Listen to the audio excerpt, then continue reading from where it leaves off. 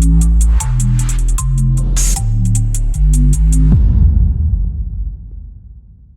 thank the Lord again for another beautiful day to worship Him and to be in His presence. May we go to the book of Psalms, chapter number 61, verse 2.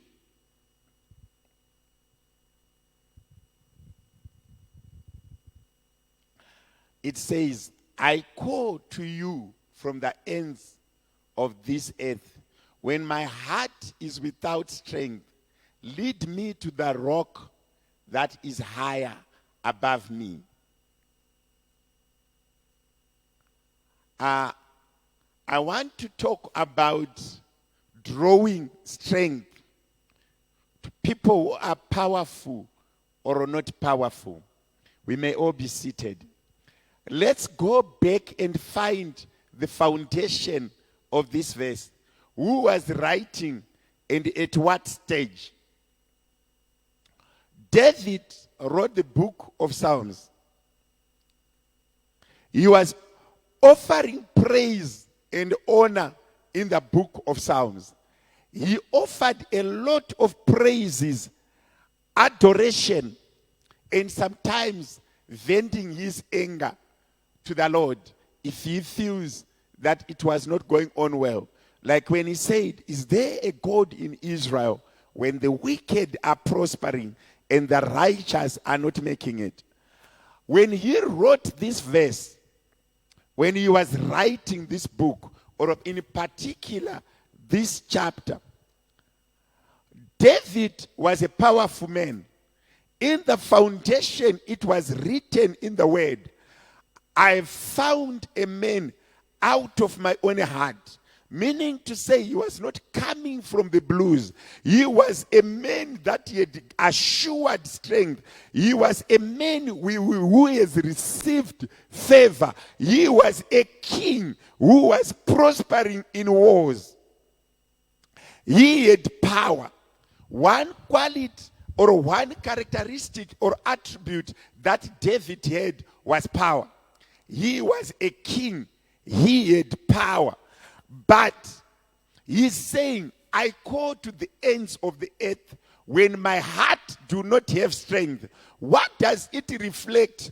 It means irregardless of a positioning that you have or your foundation or the power or resources or a family structure, at one point all known powers fail.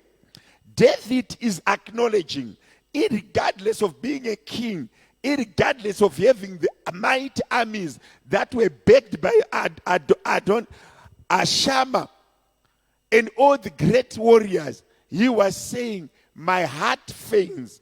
My heart sometimes lacks the strength. He was saying in his own life, there's time that he need to go back to the source where he needed to go back to the origin of his strength. When I have no power, when I feel I do not have strength, I go back, lead me to the rock that is higher above me, in reference to the Lord.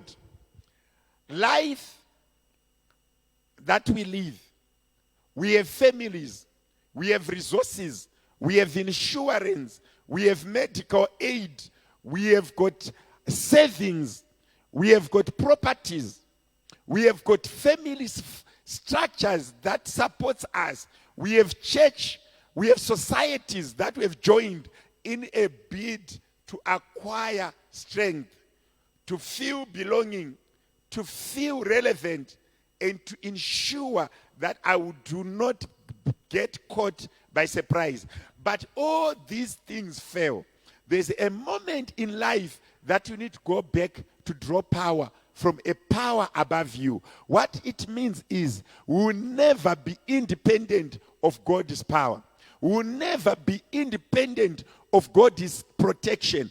We need God's protection. We need that submission. We need that assurance that I can go and ask for more strength from the Lord. Several times when people become managers, when people become powerful pastors, when people become powerful mothers, when people become powerful beings, they forget that strength is not drawn from yourself. It's drawn from a rock above you. God remains the stream, the supreme and the author of power. So many people get drawn to power. They forget to pray. They forget to submit. Sometimes they even forget to give honor back to the Lord. Adoration, praising, worshiping Him. When we have power, it's so easy to worship when you're hungry. It's so easy to worship when you are looking for a baby, when your womb is not producing. Then you go before the Lord. Why? Because you have a driving factor that is forcing you to pray, that is needing prayers. But I'm coming back and say, David in his glory, David in his kingship, David in his wealth, David in his position as a king. Remember that time, David was the government. David was everything. There was no consultation. His word was like law. But in that state, when you could only account to the Lord, He's saying, my strength grows weary. When I need strength, I call upon the rock. Our dependence with God need to improve. Irregardless of resources, irregardless of positioning. Some even worship the Lord as an option. And when we face difficulties, when we grow weary, when our hearts faint and our health is clambering, when family seems to desert us, people still go and look for power from other sources. People are so keen and they feel obliged to go to other men. But David is saying, I do not need a fellow king. I do not need the army. When I do not have strength, I am not going to the army and say, you the head of the army, do you have enough equipment for us to fight? He is acknowledging that the true strength comes from the Lord. The real strength comes from the Lord. The enabling power comes from the Lord. The strength, the renewal of strength comes from the Lord. That dependence, that understanding makes life better. So many people, when we look in our lives, we trust education. We trust the scientific, proven methods of encountering problems. But David is saying, take me to the rock that is above me. Irregardless of how many people report to you, how many people give obeisance to you, how many people bow before you, you still need to appreciate that above all things, the power of Jesus Christ is still reigning. The power of the Lord is still reigning. I always ask myself and say, who is the true healer and who heals us? In time of dire weaknesses and sickness, you can see that the moment you start to trust the structures that we have been put in place, like hospitals, medical aids, people that are wise and people that have wisdom. One time when sickness or when the state is so bad, they will tell you, fight for yourself. I go to hospitals as a pastor. You ask a doctor looking at a patient and ask them, do we still have life? You hear a doctor saying to you, everything is collapsing. The body organs are collapsing. But she or he has still the power to fight for themselves. I asked one doctor, to what extent can they fight? He said, all these diseases that are chronic, it's a mindset. if you tell yourself, I am pulling through, you pull through. Even if not far, but you pull through to a certain extent. If you accept that I am going, then the body will listen. David had the same aspect of saying, even when he came to Ziklag and he saw that they had burned his city, they've taken his children, they've taken his wives, he did not go to the army and say, let's go fight hard. He went back to the rock above him and said, should I pursue them? The Holy Spirit was not going to pursue. The Lord was not going to pursue. There were no chariots of fire coming from heaven to pursue. But he was saying, in you there is my strength. In your word there is my comfort. In your word there is my inspiration. Confirm to me that I must pursue. You are still going to pursue with the army. You are still going to run with his chariots and horses. But he wanted confirmation from the rock above him.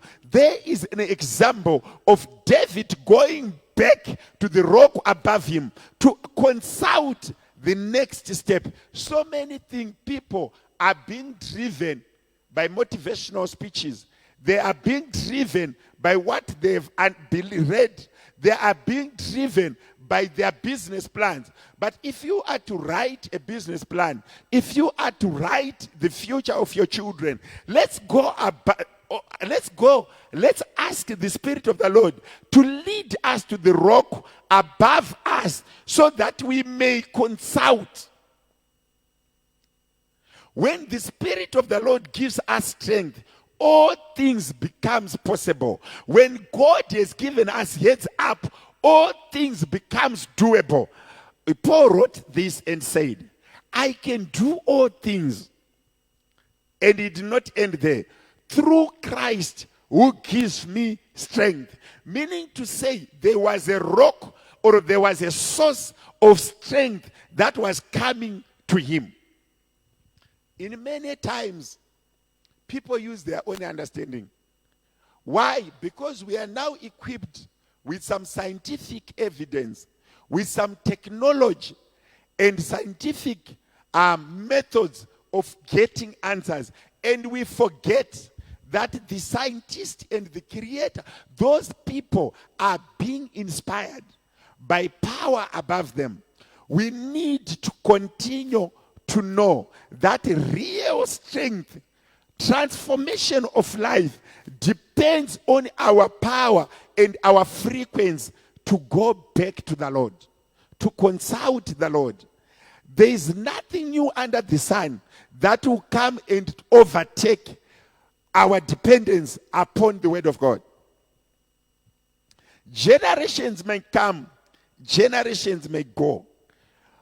Intelligent people, technology may come, but it does not take away our dependence on the Lord.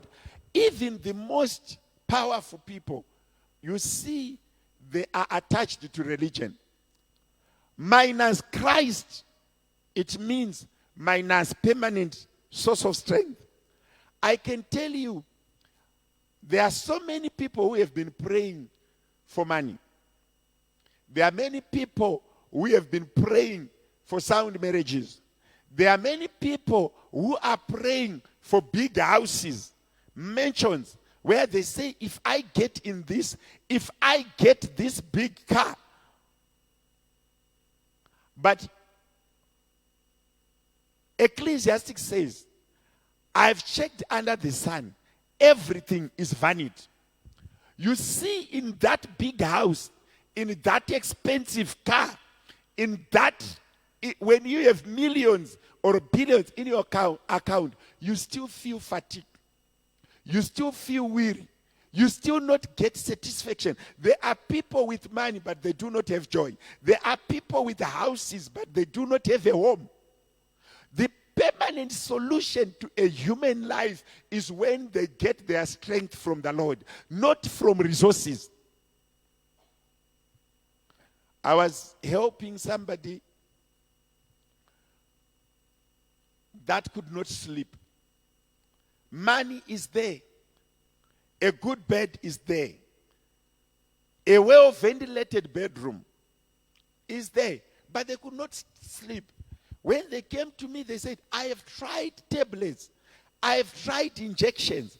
But if I use them, I wake up very tired. If I don't use them, I don't sleep. If I don't sleep, I don't feel okay. The body is tired. The body is fatigued. Then I said, let's try. Pray. But there's no God. Why should we pray? There's no God. It's a human mind to try and find dependence, to say, God that I've not seen, he can help me. But I say to them, it's working for others. Why can't we try it? Then we prayed and prayed and prayed. One day he said to me, you know what, Pastor? There's something happening to me. As soon as I finish praying, my heart is at peace. I can stop thinking and imagining my empire is going. I have no anxiety of thinking what could happen to me tomorrow. And I'm sleeping. Meaning to say resources, money, family, all things are vanity minus the Lord. If you do not have the strength of the Lord, resources will not have a meaning.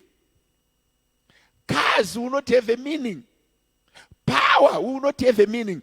Everything that we have, for them to have a proper meaning and to bring satisfaction and true joy, we need to have the power to go back and seek strength. The Bible says, even if the builder builds, when the Lord is not there, they build in vain. There are so many empires that were built in vain. There are so many degrees that were acquired in vain. They never brought joy. Why? The source is not dependent on the Lord. There are people who have done so much to get joy, but they are not being equipped with the joy. They are not receiving the joy. We need that dependence. We need that faith. We need that acknowledgement that above me there is power. I can withdraw my strength from the Lord. So many people have thought faith is something that is out of fashion. They are believing in certain open world where there's no creator. But when times come, when you feel the life we live is empty, minus the dependence on Christ, it pays, it helps, it strengthens, it gives comfort to know that when I'm sleeping, there's power that surrounds me. There's protection from the Lord. Even if you have not seen him visually, with your naked eyes, but that faith, that dependence, it makes life be life. One day I was called by somebody saying, I'm driving, but people are chasing me. They have not spoken, they have not produced anything, but I can sense it inside me. Then I said, let's pray. And I said, Father, I'm speaking a word. Whoever is following them, I pray that they may stop it and stop it right now. The moment I spoke that word, with faith and him believing also, they drove well. Sometimes we see things, and when we see them, we cannot control them. There's a certain power that can control things that we cannot do. And that power comes from the Lord. If you read Deuteronomy 29, verse 29, it's so interesting. He said, there's things that I've let you know as an inheritance between you and your children. But there are certain things that I've left hidden to myself. Even up to now, with this most sophisticated technology, we still have things that we do not understand. We still have things that we do not manage to interpret. Why? Because when we need real strength, we need to withdraw it from the Lord. We need to go to the rock that is above me. The mere acknowledgement that there is power that I can withdraw strength from when I grow weary gives you protection, gives you understanding, and it makes you stable. I need to come back to you this morning. I am appealing to the brethren. Let's not outgrow our faith. Let's not become overconfident in things that we see. There are things that we do not see that are controlled by the Lord and that are understood by the Lord. We must not outgrow our faith. David, irregardless of all the goodness and all the mercy, he never outgrew the fact that he needs strength. And in one moment, he will lose strength. Power is not permanent. Resources are not permanent. Health is not permanent. Under the sun, there's nothing permanent. But what is permanent is we can still go back to the Lord and ask strength, and ask for protection, and ask for guidance. This morning, I want us to stand up and pray. Let's go before the Lord and say, whenever I lose strength, teach me to come back to you. In season and out of season, whether I want it or not, let's just say, Lord, teach us to draw strength from you in every situation, even when we have tears. Let's go before, so that the Lord may lead us to the rock that is above us. Let's go before the Lord and pray. Father, I thank you this morning. Let your will be done upon us and your grace come upon us. There's no one who has depended upon you and have let them down. You have been so good to great men and great women. We pray for your guidance. This life that we lead is so full of upsets. People have has let us down. Some have set us up to fail. But I pray in every circumstance, in every situation, good or bad, celebration or mourning, teach us to draw strength from you. Teach us to draw understanding from you, so that we know that our ways may dry up, our understanding may grow weary, our resources may dry up, our support structure may let us down. But teach us to draw strength from you. Whenever, Father, we grow weary, teach us to come back to you. Lead us to the rock that is above us, that brings us strength. Let not our hearts faint or our understanding fail. But in you, Christ, we find our comfort. We find our strength. We find our grace in you. Teach us to understand, to reason, to come back to you, to understand and to teach our beloved ones that whenever we lose strength, we need strength, we must come to you. In Jesus' name, Father, we pray. Amen. Raise your hand. I want to thank the Lord this morning for this service. Father, I thank you this service for allowing us to be in your presence again, to share your word. I pray for healing to the sick.